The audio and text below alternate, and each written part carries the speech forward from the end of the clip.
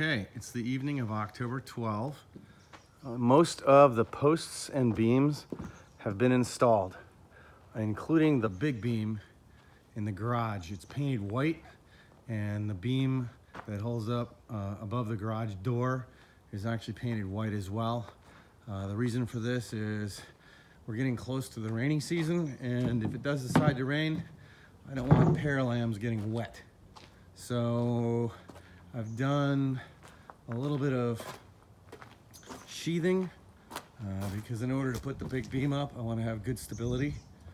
So we've got some sheathing there, some other sheathing on the opposite side of the big beam here. This was done yesterday, and today I sheathed this wall in preparations for the trusses. We're gonna get some truss. We're gonna get our truss package, or a good part of it, on Tuesday. It's currently Saturday. So I'm getting ready for the trusses that are gonna go above this section right here. That's the house part of it, and the breezeway. The part above, portion above the garage itself, we initially were gonna have built as a truss. That would include the loft in one big truss. But unfortunately, because of our location, it wouldn't be possible to get it up here. So today I also decided I was gonna make a little mock-up of what the pitch of the roof is gonna look like, so that I have some idea of how to set the trusses when they come on Tuesday. I have a crane coming.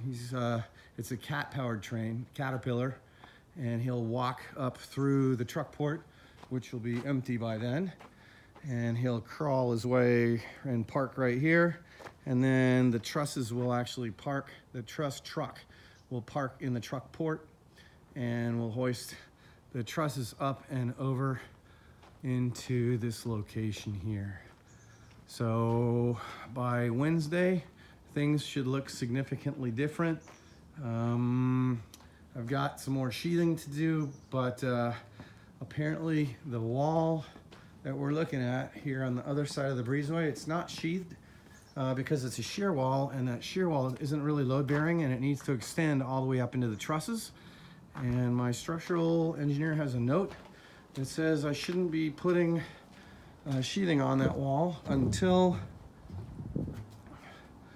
it's actually loaded. So anyway, that's a summary of where we are right now.